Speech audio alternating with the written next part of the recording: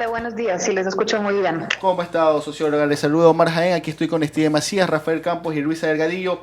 Corríjame entonces, estos números con los que vamos a conversar hoy, ¿es una encuesta tomada a finales de diciembre, principios de enero o solo de diciembre? No, es correcto. La ficha técnica completa es que fue aplicada en las ciudades de Quito y Guayaquil a hombres y mujeres de 18 y más años. La muestra es de 610 entrevistas. Esto nos da un margen de error de más o menos 4 y lo aplicamos entre 28 de diciembre y 3 de enero. Perfecto, perfecto. Oiga, socióloga, y le hago una consulta de cajón antes de entrar ya a los números duros.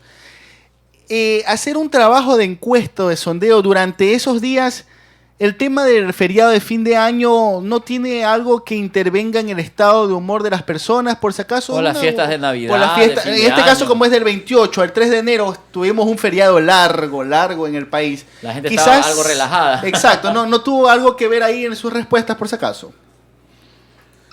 Claro, no es el tiempo ideal. Digamos que lo que hicimos fue tomar justo después de Navidad, que la gente tiende a estar más feliz, más optimista. Hicimos una pausa para el feriado, obviamente, además para que nuestro personal descanse por fin de año y retomamos el campo en los primeros días hábiles de enero. Entonces, sí puede haber algo de incidencia. Diciembre siempre es un mes irregular, pero lo que había sucedido en años anteriores es que con mediciones en el mes de diciembre siempre el estado de ánimo tendía a estar más optimista. Y en este no sucede esto, más bien diríamos que si esta normalmente es la condición, entonces la cosa está más complicada todavía porque las cifras dan cuenta de un estado de ánimo muy negativo. Así que no estaban muy felices los entrevistados con los indicadores que tenemos como resultado. ¿Podemos quizás hablar de alguna cifra que pueda afirmar eso de la situación negativa, del ánimo negativo de la ciudadanía?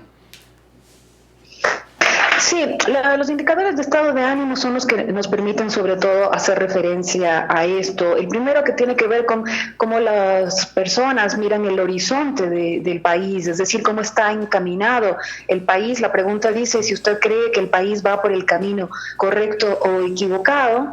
En este mes, a nivel de Quito, Guayaquil, solamente el 5% cree que va por el camino correcto, el 90% siente que vamos por el camino equivocado y el 5% restante no responde. Este pesimismo incluso tuvo un movimiento negativo desde nuestra última medición, porque entonces era el 14% el que creía que íbamos por el camino correcto, que ya era un porcentaje bastante bajo, y ahora es apenas del 5%. Este es ya un indicador en términos generales que da cuenta de este desánimo. Y luego, en un área fundamental, en dos áreas fundamentales, como son la económica en términos generales y la de desempleo en términos específicos, el 53% cree que la situación económica va a empeorar en los próximos meses, 37% que va a ser igual y solamente el 7% que va a mejorar. Aparte de este 53%, de más de la...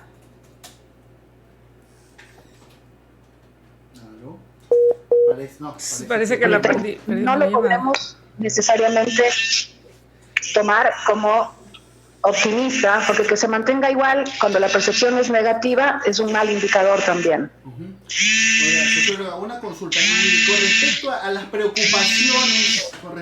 preocupaciones de los ecuatorianos, ¿cómo está la situación de la corrupción, del desempleo, de la inseguridad? ¿En qué orden están las mayores preocupaciones de los ecuatorianos?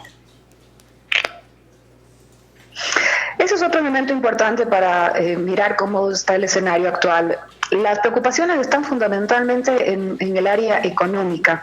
El 34% menciona el desempleo, 23% crisis económica, el 14% delincuencia, 10% corrupción, el 9% mala administración, el 4% pobreza y luego el 2% menciona al presidente en términos específicos. Si nosotros acumulamos las categorías como desempleo, crisis económica y pobreza. Por eso digo que en el orden del 60% ya tiene una preocupación, sobre todo en esta área, en la económica, y que temas como delincuencia y corrupción no es que no le preocupe a la población, pero pasan ya a un segundo plano. La mención del desempleo entre el mes pasado y tuvo un crecimiento del 19% al 34%. La mención de corrupción, que el mes pasado tenía la mención del 17%, ahora está en el 10%. Perfecto. Esto significa...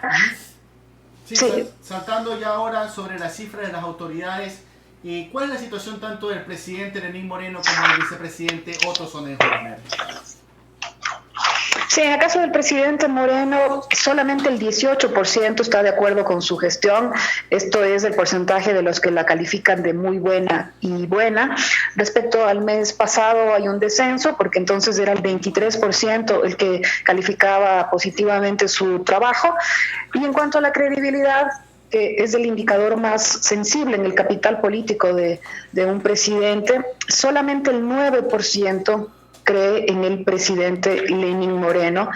Frente al mes pasado hay también un descenso pronunciado, porque era el 15% que creía en su palabra. Y en el caso del vicepresidente, la aprobación a su gestión está algo más arriba, es el 24% que aprueba la gestión. Frente al mes pasado hay un descenso también, porque era el 29%.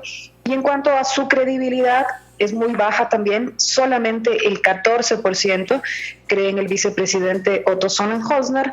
También hay un descenso, en la medición pasada esta cifra era del 21%. Okay. Oye, y con respecto a la situación de autoridades locales, porque por ejemplo hay una campaña en redes sociales que quieren que Jorge Yunda hacerle revocatoria de mandato, que dicen que ya es el peor alcalde de la historia de Quito. Acá también en Guayaquil hay unas pugnas con respecto a unas publicaciones de medios de comunicación sobre la gestión de Cynthia Viteri. ¿Cuál es la situación de aprobación y de credibilidad de tanto de Jorge Yunda como de Cynthia Viteri? Son dos alcaldías bien calificadas. En los dos casos lo que sucedió es que arrancaron con una cifra, durante las jornadas de octubre tuvieron un descenso que tuvo prácticamente el conjunto de las figuras políticas en el país, y para esta última medición tiene una recuperación y vuelve al punto inmediatamente anterior. Dicho esto, el alcalde Jorge Yunda tiene el 62% de aprobación a la gestión, le cree el 54% en Quito, y en el caso de Cynthia Viteri el 65% aprueba su labor y le cree el 52%. Es decir, son dos autoridades que en este momento tienen buenas cifras de aprobación a la gestión y buenas cifras de credibilidad, más todavía si los comparamos con las cifras del presidente y del vicepresidente a nivel nacional. Perfecto. El día de ayer, hace unos días, ya un poco analizando el tema preelectoral, ¿usted cree que una candidatura de mano dura ante el tema de la inseguridad, ante el tema esto también de lo que vivimos en octubre, ¿usted cree que tiene probabilidades de calar en el votante, o existirán otro tipo de factores durante este año, como por ejemplo el tema económico, que va a influir en el voto del 2021? Yo creo que no es preciso, o más bien no resume toda la expectativa, e incluso creo que no es lo deseable esto de hablar de una candidatura de mano dura. Yo más bien anotaría algunos elementos que son los que configuran el escenario actual. Primero tiene que ver con una profunda desazón, desapego, desánimo respecto al país, al horizonte del país, a la confianza institucional. Estamos sin duda alguna viviendo el momento más bajo de estado de ánimo y de confianza en los últimos 20 años, y esto necesita recomponerse. Un segundo elemento es que la preocupación y la atención está sobre todo en el área económica. Esto no significa que la delincuencia no preocupe, pero lo que vemos en los últimos meses es que ha crecido en esos términos, y por lo tanto lo que quede delegado para el próximo gobierno y para las propuestas tiene que ver fundamentalmente en cómo se va a resolver lo económico, porque esto da cuenta de un desapego con las medidas de ajuste que han sido implementadas. Y el tercer elemento Yo creo que es súper importante entender que después de octubre, hay un antes y un después de octubre.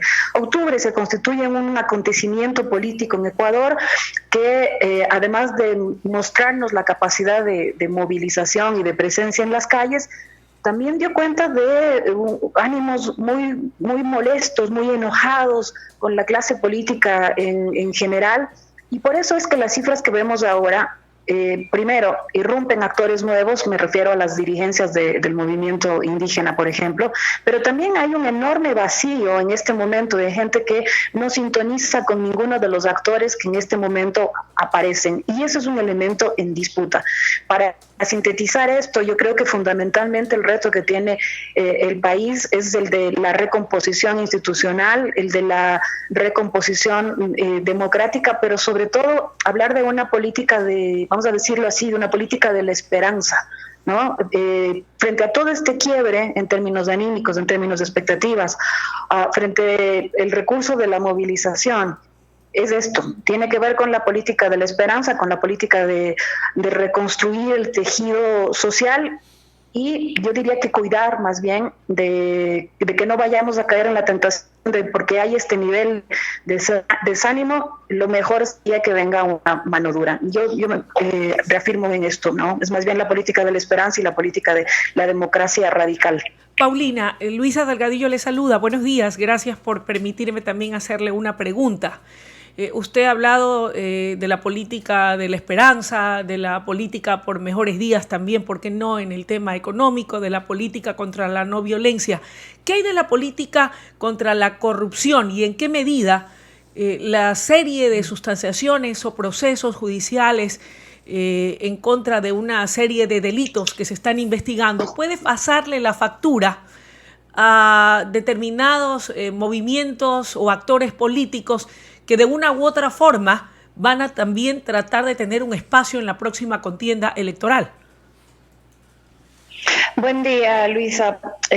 Yo creo que lo que nos muestran las cifras en este momento es que había tres momentos, ¿no? El arranque de la gestión de este gobierno apuntaba fundamentalmente a decir que hay una necesidad de hacer una gran intervención en términos de la corrupción, designar al régimen anterior como profunda e inequívocamente corrupto, de abrir una serie de procesos. Esta serie de procesos en este momento, desde el punto de vista de la población, no son necesariamente bien vistos. Quiero decir que cuando nosotros consultamos sobre casos específicos, hay siempre opiniones divididas entre los que creen que son persecuciones políticas y los que creen que son causas justas. Esto me refiero a todos los procesos que hemos evaluado durante estos 2 años, poniendo en consideración a la población.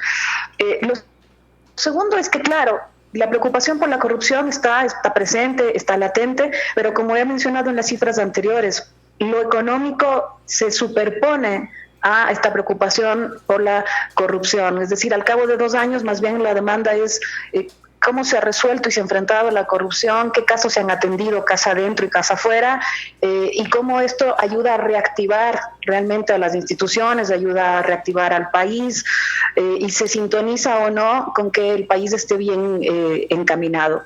¿Que va a pasar factura? Sí, va a pasar factura a, yo diría, al conjunto de la clase política, no solamente a aquellos que en este momento están estigmatizados como tal. Y yo creo que ahí es necesario, por un lado, revisar si los procesos han sido efectivamente pulcros. 2, si se han atendido todas las causas consideradas como corruptas de todos los actores políticos, insisto, casa adentro y casa afuera. Hacer un acuse de recibo y un reconocimiento de si hubo o no corrupción en cada una de las esferas de gobierno, tanto en el gobierno anterior como en el actual. Y entonces sí podrá hacerse una reflexión más seria del combate a la corrupción. De lo contrario, esta mitad de población que constantemente está leyendo estos procesos como una suerte de persecución política va a tener pendiente siempre esto, de si eran investigaciones justas, con debidos procesos, o si se estaba haciendo uso de la justicia para sacar del paso a uno u otro actor político. Perfecto. Listo, a la socióloga Paulina Recalle le agradecemos por estos minutos de su tiempo para explicar el último estudio de perfiles de opinión. Muy buenos días, socióloga, muchísimas gracias. Gracias a ustedes, buenos días.